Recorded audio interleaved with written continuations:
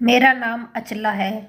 मैं एक साधारण घर में पैदा हुई थी, लेकिन मेरी शादी एक ऊंचे खानदान में हुई थी। मेरी सहेलियां तो जलन के मारे लाल पीली हो रही थी और मैं खुद को खुश किस्मत समझ रही थी, क्योंकि मेरे पति भी किसी फिल्म अभिनेता से कम खूबसूरत नहीं थे। गिन गिन कर मैंने दिन गुजारे थे। खैर, वो समय भी आ गया जब मैं अपने कुटिया जैसे घर से निकलकर महल की रानी बन गई थी। शादी के इस पड़ाव में मेरे पति ने मुझे अपना भरपूर साथ दिया था। मैं बहुत खुश थी, लेकिन कहते हैं ना कि हर फूल के साथ एक कांटा भी होता है। ठीक उसी तरह हर खुशी के पीछे एक छोटा सा दर्द भी छुपा हुआ है। इस बात का एहसास मुझे अपनी शादी के दूसरे दिन सुबह ही हुआ था।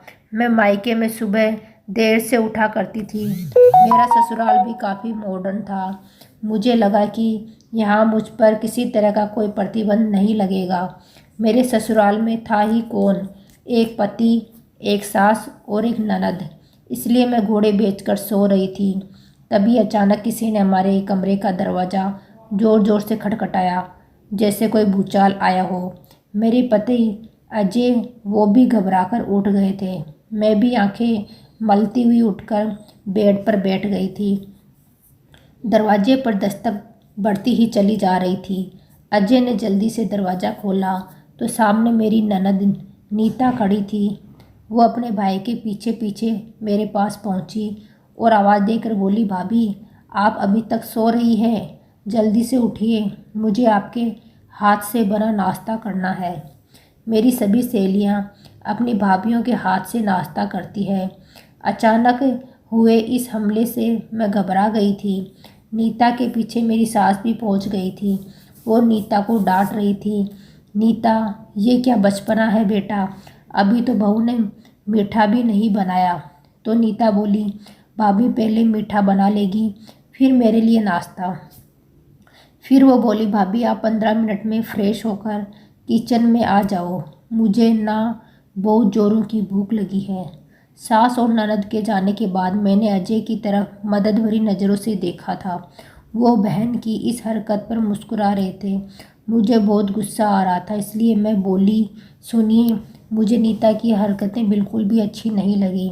उसे समझाए कि मैं इस घर की बहू हूँ, नौकरानी नहीं। मेरे इस बात पर अजय हैरान हो गए थे। वो काफ़ी संयमित आवाज़ में बोले, अचला, आज तो तुमने ऐसी बात कर ली है, लेकिन दोबारा मैं तुम्हारे मुँह से ऐसा कुछ ना सुनूं। नीता मुझे मेरे बच्चे जैसी है। पिताजी की मृत्यु के बाद मैंने उसे बाप बनकर पाला है। अगर तुमने आज के बाद नीता की कोई भी बात मानने से इनकार कर दिया तो मैं तुम्हारा हाथ पकड़कर हमेशा हमेशा के लिए मायके छोड़कर आ जाऊंगा, समझी? अजय की बातें सुनकर मेरी आंखें भीग गई थी। भला कोई नई नवेली दुल्हन के साथ ऐसे पेश आता है? मैं तरोताज़ा होकर किचन में चली गई थी, जहां नीता की फरमाइशों की लंबी लिस्ट तैयार थी। मैंने उसकी मर्जी के अनुसार सब कुछ बना दिया था। वो उम्र में मुझसे सिर्फ 1 साल ही छोटी थी। वो अभी इतनी भी बच्ची नहीं थी कि उसे ये भी ना पता हो कि नई नवेली दुल्हन के साथ कैसा बर्ताव किया जाता है। उसके मन में 100 तरह के सपने सजे होते हैं। खैर, फिर तो मुझे हर चीज़ की आदत सी हो गई थी। मुझे समझ में आ गया था कि इस घर में नीता का ही सिक्का चलता है। मैं भी अजय की खातिर नीता से प्यार मोहब्बत से पेश आती थी। हमारी शादी को 2 साल हो गए थे, लेकिन अभी तक भगवान ने हमें औलाद की खुशी से दूर रखा था। मैं औलाद के लिए भगवान से दिन रात प्रार्थना करती थी।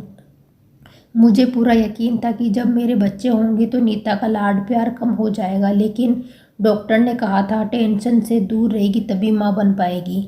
हम शादी के बाद हनीमून पर नहीं गए थे, इसलिए मैं हनीमून पर जाना चाहती थी, लेकिन अजय अपने व्यस्त कार्यक्रम से इतना समय नहीं निकाल पा रहे थे कि हम हनीमून पर जा सके। मैं उनके पीछे पड़ी रहती तो वो मुस्कुराकर टाल देते थे। आखिर में उन्होंने मेरी बात मान ली। वो बोले, हम हनीमून पर जाएंगे। मैं बहुत खुश थी। सारा दिन तैयारियां करती रही।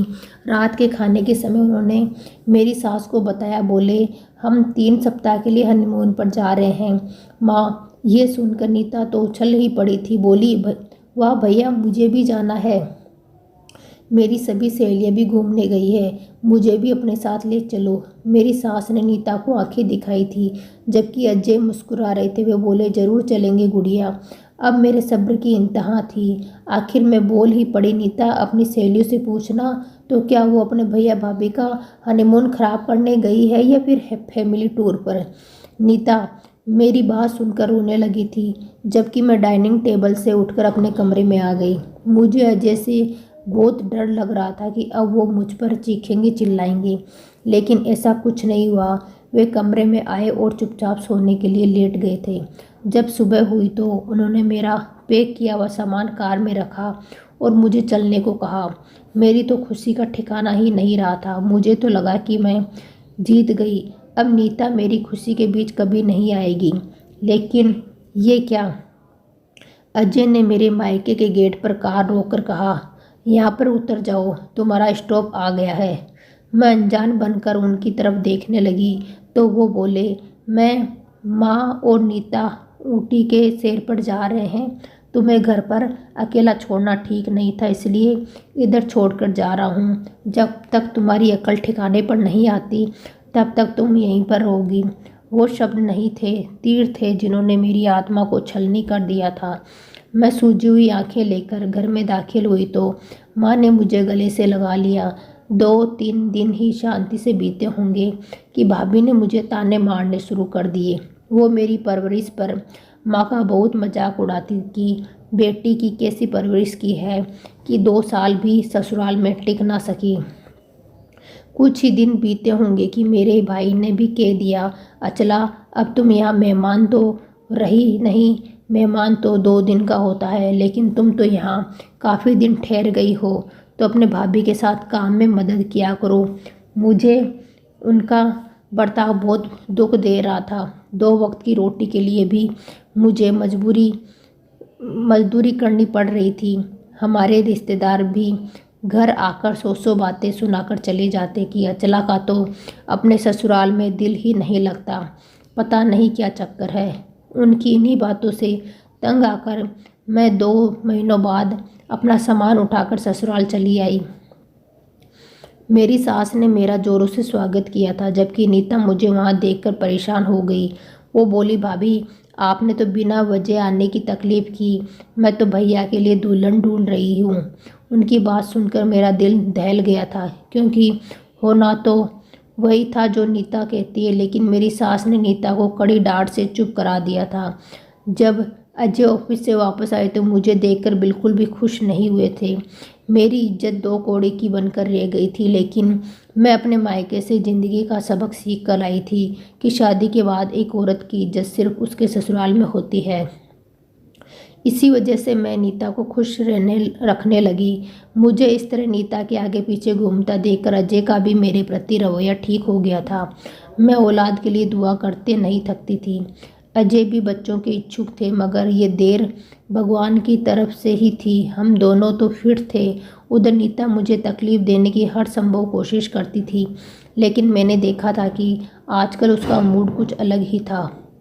वो दिन भर अपने कमरे में ही रहती और हर वक्त सज धज कर रहती थी। 2-2 घंटे के लिए घर से गायब हो जाती थी। मैंने भी उसका राज जानने की ठान ली थी। उसके लिए मुझे बहुत मेहनत करनी पड़ी थी, लेकिन आखिरकार सच कब तक छुप कर रह सकता था। तो आखिरकार बात ये थी कि नीता का किसी के साथ चक्कर चल रहा था। हमारे एरिया में एक नया लड़का आया था, ठीक ठाक कद का, गहरा काला रंग, और कपड़ों से भी वो गरीब घर का नौजवान लग रहा था। उसमें ऐसी कोई खूबी नहीं थी जिसकी बदौलत उससे मोहब्बत की जाती, लेकिन पता नहीं नीता की आंखों पर कैसी पट्टी बंधी हुई थी। मैं सारे मामले का बहुत मज़े से लुत्फ़ उठा रही थी। हर शाम को वो नीता को एक लिफाफा थमा के चला जाता। उसके बाद नीता कई घंटे तक अपने कमरों में बंद हो जाती थी। अब मैंने अपने पति को उसकी प्यारी बहन का असली रूप दिखाने का फैसला किया था। इसलिए जब भी अजय और मैं एक साथ बैठते तो मैं उससे यही कहती कि नीता के लिए कहीं अच्छी जगह रिश्ता ढूंढ ले। ये उम्र बेलगाम होती है, आजकल का तो ज़माना भी ऐसा ही है। अजय मेरी बात से चिढ़ जाते और कहते, ज़माना जैसा भी हो, मेरी बहन को इस ज़माने की हवा नहीं लगी है। मैं मन ही मन उनकी इस बहन के ऊपर के भरोसे पर खूब हंसती। अब मैं पूरी तरह से नीता की जासूसी कर रही थी। एक दिन मैंने नीता को घर से बहुत तैयार होकर बाहर निकलते देखा तो मैंने भी उसका पीछा करने का फैसला किया। मैं उससे दूरी बनाकर पीछे पीछे चल रही थी। वो घर से ये कहकर निकली थी कि वो अपनी सहेली के घर जा रही है। हमारी गली से मुड़कर बाहर निकलते ही वो एक शानदार कार में जाकर बैठी थी। मैंने थोड़ा सा आगे बढ़कर देखा तो उसमें एक बहुत ही सुंदर लड़का बैठा था। वो लड़का शक्ल से ही किसी रईस खानदान का लग रहा था। खैर, मैं घर वापस आ गई। मुझे बेइंतहा जलन हो रही थी। आखिर नीता के हाथ इतनी बड़ी लॉटरी लगी कैसे? इस बात की तह तक पहुंचने के लिए मैंने पूरा राज जानने की कोशिश की थी और उसका राज जानकर बड़ी बेचैनी सी हो गई थी। बात ये सामने आई थी कि नीता और उस रईस लड़के की मोहब्बत बड़े ज़ोर शोर से चल रही थी। वो काला सा लड़का बस उस रईसजादे का खत देने आता था। ये कैसे हो सकता था कि इस घर में ऐशो आराम की ज़िंदगी गुजरने के बाद दूसरे घर जाकर वो खुशहाल रहे? इस तरह तो उसे उसकी कभी सज़ा ना मिलती जो उसने मेरे साथ किया था। मैंने एक खतरनाक प्लान बना डाला। इस प्लान के आगे या तो मेरे लिए जन्नत थी या फिर जहन्नुम, लेकिन मैं बिना सोचे समझे उसमें कूद पड़ी थी। मैंने अजय को स्पष्ट शब्दों में कह दिया था कि मैंने अपनी आंखों से नीता को एक लड़के के साथ जाते हुए देखा है। मेरी बात सुनकर उन्होंने बहुत हंगामा किया था, मुझे बुरा भला कहा, लेकिन मैंने हार नहीं मानी थी। मैं हर रोज़ थोड़ा थोड़ा जहर अजय के कानों में डालती गई। एक दिन वो रईस लड़का नीता से मिलने के बाद गली में उसे छोड़ने के लिए आया। फिर दोनों कार का गेट पकड़कर बातें करने में लगे थे। तभी मैंने अजय को फ़ोन करके घर बुला लिया था और मैं उनको अपने साथ छत पर लेकर गई। तब तक वो रईस लड़का जा चुका था। वो सांवले रंग वाले लड़के के साथ राकेश को नजर आई। मैंने राकेश को कहा, आप गेट के पीछे छुपकर हमारी बातें सुनो। उनका रंग तो गुस्से से लाल हो रहा था। वो मेरे पीछे चले आए थे। नीता जैसे ही घर में दाखिल हुई तो मैंने उसे गुस्सा दिखाने के लिए कहा, नीता, मैंने देख लिया है कि तुम कहाँ से आ रही हो। तुम्हें जरा भी शर्म नहीं आई। तुमने तो अपने भाई के चेहरे पर कालिक पोत दी है। वो हमेशा की तरह मुझ पर रोब झाड़ते हुए बोली, हाँ, मिलकर आई हूँ उस लड़के से, मेरा और उसका चक्कर चल रहा है। इसी तरह मैं उस लड़के से रोज़ मिलने जाती हूँ। वो भी सबकी आंखों में धूल झोंक कर जान लिया सब कुछ। अब खुश? लेकिन ये सब जान के भी आपको कोई फ़ायदा नहीं होने वाला, क्योंकि आपकी बातों पर कोई यकीन नहीं करेगा। भाई को बता देगी तो वो आपको तलाक देकर घर से निकाल देंगे, मगर मुझ पर शक नहीं करेंगे क्योंकि वो मुझ पर आंख मूंद कर विश्वास करते हैं। नीता की बातें सुनकर अजय गेट के पीछे से निकल कर आए थे। उन्होंने थप्पड़ मारकर नीता का चेहरा लाल कर दिया था। मेरी सास भागकर अपनी बेटी को बचाने आई थी। अजय बोले, अंधा भरोसा करता हूँ मगर अंधा नहीं हूँ। अगर आज पिताजी जिंदा होते तो वो अपने हाथों से तुम्हें मार देते, लेकिन मैं तुम्हारी जान बख्श रहा हूँ। फिर तो सब कुछ एक झटके में ही हुआ था। अजय ने पंडित जी को बुला लिया और सांवले लड़के को भी थप्पड़ मार मार कर घर ले आए थे। उस सांवले लड़के ने हमारे घर आकर वही सब कहा था जो मैं उसे सिखा कर आई थी। उस दिन से लगभग 4 दिन पहले मैं उस सांवले लड़के के घर गई थी। वो बहुत ही गरीब था। उसे अपनी माँ के इलाज के लिए 50,000 रुपये की ज़रूरत थी। चाहे तो वो उस रईस लड़के से मांग सकता था, लेकिन वो उसके पिताजी के पास नौकरी करता था और मैंने इसी बात का फ़ायदा उठाते हुए उसे 1 लाख रुपए देकर ख़रीद लिया था। इस तरह उसने वो सब कह दिया जो मैं उसके मुँह से गुनवाना चाहती थी और अब पंडित जी उन दोनों की शादी करवा रहे थे। मैं ये सब ड्रामा, जिसकी मैं डायरेक्टर थी, बड़ी खुशी से देख रही थी। नीता हाथ जोड़ जोड़ कर कह रही थी, भैया मेरी बात सुने, मैं दूसरे लड़के से मोहब्बत करती हूँ। अजय को तो इस बात पर और भी गुस्सा आ गया था कि उनकी बहन कितने लड़कों को जानती थी। मेरी सास ने रो रो कर अलग कोहराम मचा दिया था। चलो, मेरे मन की इच्छा तो पूरी हो गई और नीता का बुरा साया मेरी ज़िंदगी से हमेशा हमेशा के लिए हट गया था। मुझे उसका अंजाम सोच सोच कर हंसी आती थी। उसने शादी के बाद मेरे साथ बहुत बुरा किया था।